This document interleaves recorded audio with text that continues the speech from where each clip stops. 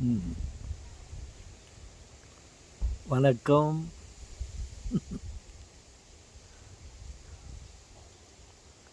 அ தாத்தா, வணக்கம் தாத்தா.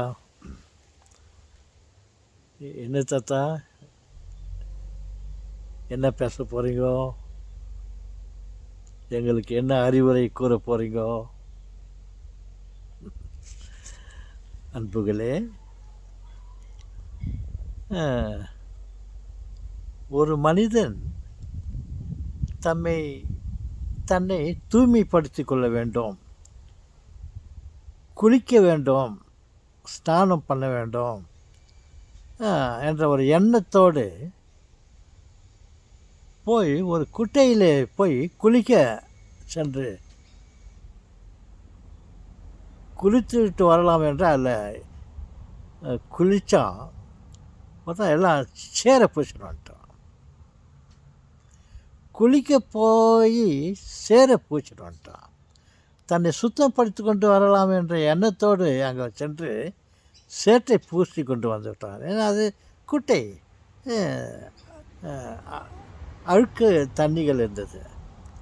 பாருங்கள், குளிக்கணுன்ற ஒரு எண்ணம் இருந்துச்சே தவிர எங்கே போய் குளிக்கணுன்ற ஒரு எண்ணத்தை அவன் பயன்படுத்தவில்லை.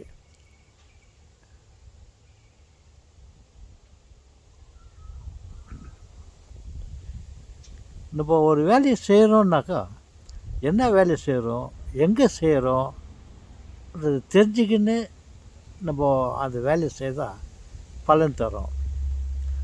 அதே மாதிரி தான் ஒரு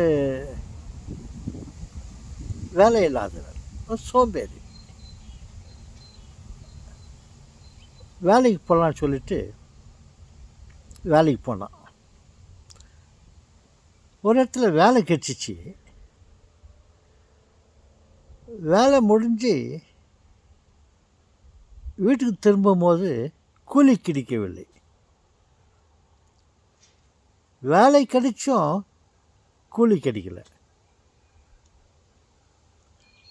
வேலைக்கு சேரணுன்ற ஒரு எண்ணம் இருக்குது. ஆனால் எங்கே போய் சேரணும், வேலை செய்யணுன்றதை யோசிக்காமல் ஏதோ ஒரு இடத்துல போயிட்டு தான் உழைச்சி விட்டு அவனால் இவனுக்கு ஊதியம் கொடுக்க முடியல. அது மாதிரி இடத்துல போய் வேலை செய்கிறது என்ன பிரயோஜனம்? நம்ம ஒரு வேலை செய்யறதுக்கு முன்ன எங்கே போய் செய்கிறோம், அதனால் ஏதாவது கூலி கிடைக்குமா, கூலிக்காகத்தானே நம்ம வேலைக்கு போகிறோம். அதனால் கூலி கிடைக்கிற இடமா பார்த்து நம்ம வேலைக்கு போகணும், இல்லைங்களா?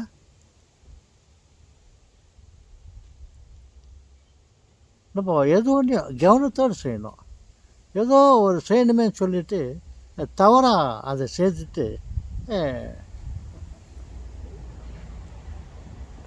வருந்ததோடு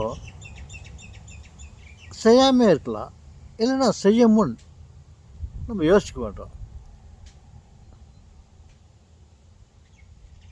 ஆழம் தெரியாத காலை விடக்கூடாது. சரி உறவுகளே, நாம் எது ஒன்றும் செய்யும்போது சிந்தித்து செயல்பட வேண்டும் அப்படின்னு ஆசைப்படுறேன். வணக்கம்.